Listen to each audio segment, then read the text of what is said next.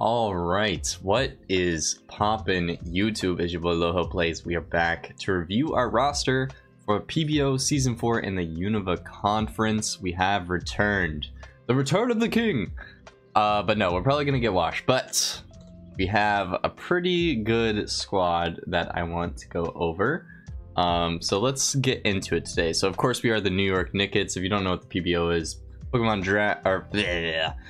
Battle Organization, a Pokemon draft style league on Pokemon Showdown.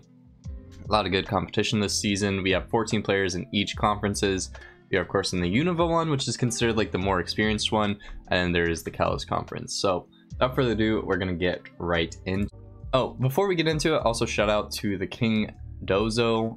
His YouTube channel will be in the description. He's also in the Kalos conference for this league. He basically made this whole slideshow format really useful, as well as other people might be using it as well. I know I use it because it was really convenient.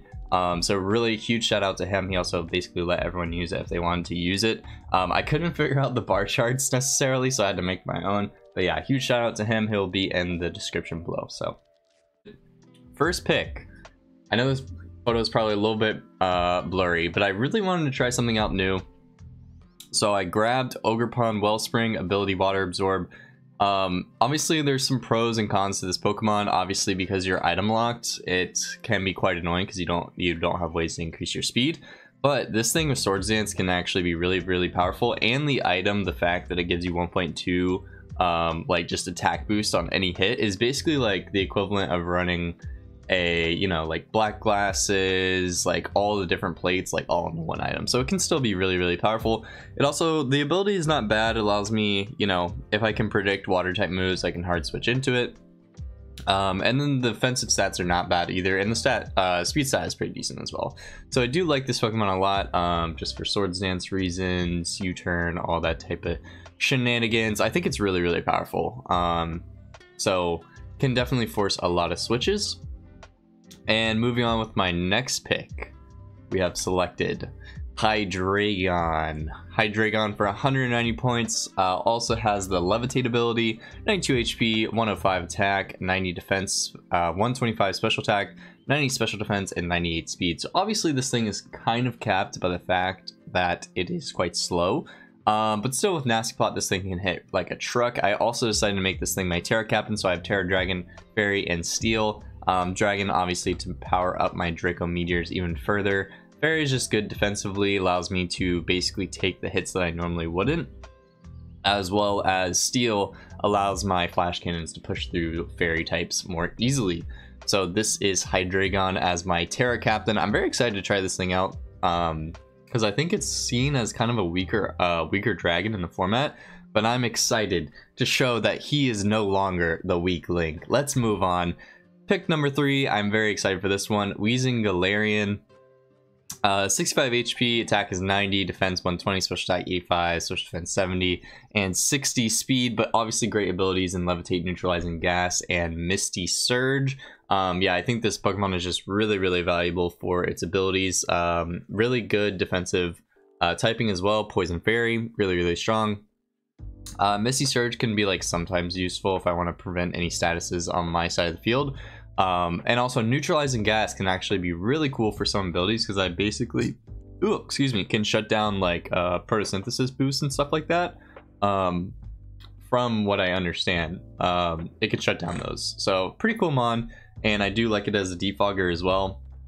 Very powerful. Moving forward, we have Electros.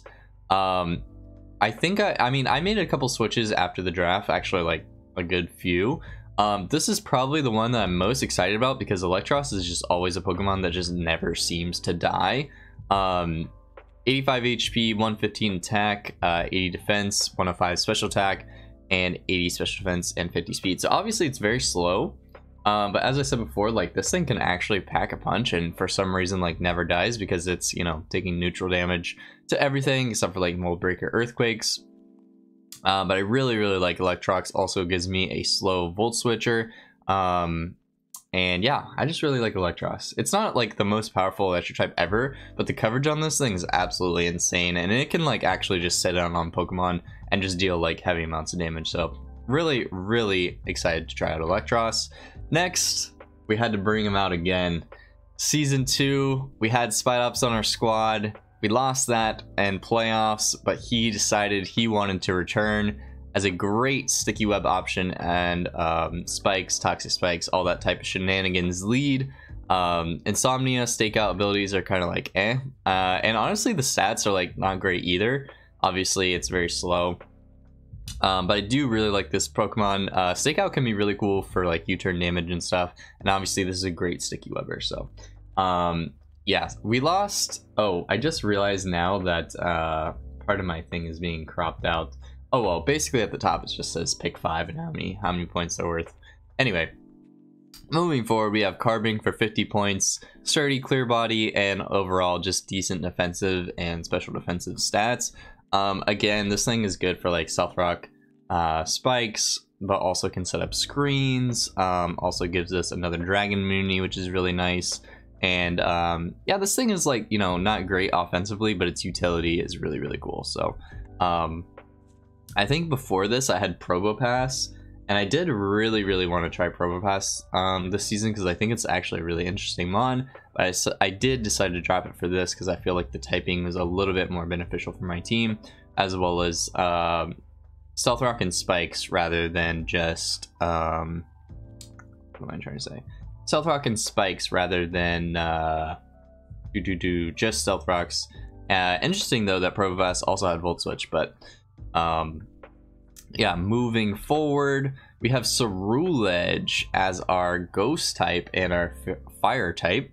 Abilities in Flash Fire and Weak Armor. Obviously, if we can proc our Weak Armor, that gives us a very high chance to sweep because this thing with Swords Dance is actually disgusting. 75 HP, really high attack stat at 125, defense of 80, special attack of 60, special defense of 100, and speed of 85. So it is a little bit slow, but we do have access to Trailblaze. And this also gives us some priority in Shadow Sneak, which our team is lacking at the moment. But yeah, I really like this Pokemon. I saw someone use it last season, and it seemed to be really powerful. So I'm really excited to try this thing out. Decent special defensive bulk too, and Bitterblade also, you know, it's not as good as Armor Cannon, but being able to heal yourself back up means that you can run bulkier sets, which I do like. So that is Ceruledge. Moving forward, we got Toedscruel. Hey, we had to learn, we had to adapt to a previous champion that I have known. Toedscruel, really good, obviously very good speed stat, very good special defense stat, has access to Spore. I think the only downside is the Mycelium Might, obviously forcing us to always go last when we choose to go for like those, it's like status moves and all sorts of stuff like that. But also, hey, at least we can Spore a Hatterene, right? So, pretty cool, but also eh. But this thing also gets access to spikes and toxic spikes, which I really wanted hazards, like a lot of hazards options for my team. And yeah, this thing is just fast, and it can actually do a decent amount of damage too. And it's a good utility mon. Also has a it's a good rapid spinner, which means that, you know, Weezing doesn't have to run defog every week. Moving forward, hey, before there was the king, there was his humble soldiers. Had to bring out Bisharp, abilities Defiant, Inner Focus, Pressure, 65 HP, 125 attack, decent defense of 100, special attack is a special defense 70, speed and 70. So this thing is faster than Kingambit, does have access to Sucker Punch. Still suffers the same way that it doesn't have knockoff, but can still pack a punch. Also Defiant is really cool because, you know, I can never get intimidated, as well as like this thing can run Sword Dance and with Eviolite. I don't think it's I haven't checked calcs to see how bulky it is. I think on the defensive side, or maybe special defensive side, it might be more bulky. But we're only like 10 attack, like lower than Kingambit. So this thing is still really powerful, and it has a lot better speed stat for Kingambit, which I think Kingambit suffers in this format because of how slow it is. But yeah, I don't know who has the Kingambit in this league. I think someone did draft it, but it'll be time when the soldier takes on the king and we low kick first because we're 70 base speed. All right, moving forward, this was probably the most defining. Oh, I forgot, I should probably move my webcam here. This is probably the most defining thing at the end here. I actually made a pretty significant change at like the very last minute. I did have Palkia Tauros Aqua, but I did want to switch it up because I felt like my team was becoming too physically orientated, and I felt like physical walls could take advantage of that. Which I know, like, we had sword stance options and such. We can definitely see that we're definitely more physical orientated, and I definitely still wanted to pack a punch on the special side besides Hydreigon. Oh, just went backwards. Hello. So we picked up Tatsugiri again. Again, coming up from Season 2 roster. I did have Tatsugiri before. The Mon is okay. Like, it does have access to Rapid Spin, boosted speed, because it's quite slow at 82 speed. We also have really high special attack stats, so, I mean, Water Dragon is really good offensively. Obviously, you can see that from, like, Walking Lake and such. And I also felt like this was a really, really important water immunity. So I did already have a water immunity in Ogerpon Wellspring, but that does basically force me to, you know, make a prediction there. This is like, without a doubt, not a bulky water, but it can still live hits on the special side. Especially to take those water immunity, plus it has really good resistances being a water and dragon type. So I did really like this as an option over Paldeatoros, which made my team a little bit too like too physical in my opinion, and which I thought that Tatsugiri would be a lot more effective. This thing also gets nasty plot, so don't sleep on the Giri, but he's back. And then finally, for my final pick of the Season 4 draft, I got THRU, Alolan. Look at their hair. Look at this mom bob. Look at these curls. Look at this long, beautiful, tangling hair. Yeah, I thought basically THRU Alolan gives me a good stealth rocker. It can also be a good lead, and it's also really fast. For my team, which my team is like somewhere in the middle in terms of like overall speed tiers. But I thought this thing basically, you know, I don't really have a strong Earthquake Mon yet. I do have access to like Earth Power on Toedscruel and Hydreigon, but I definitely wanted to find a Mon that I can just spam Earthquake with, because I do find that to be very valuable.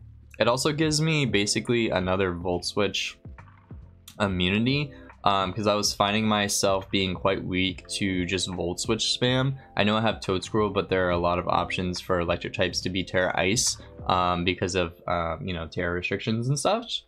So I did basically want to have like a mid-ground play for that. It obviously can't take hits very well, but it is offensively able to pressure a little bit, as well as Tangled Hair can actually be quite useful in some scenarios in which, like, you know, if I'm expecting like a Rapid Spin or such, I can easily switch this thing in and lower their speed to counteract their speed boost, as well as THRU Alolan is quite fast. So but yeah, without further ado, I know this was a quick video, but this is the squad. I know it's cut out a little bit, but this is our gang of misfits for Season 4. I am really excited to see what this team can do, as well as I want to see who the MVP is.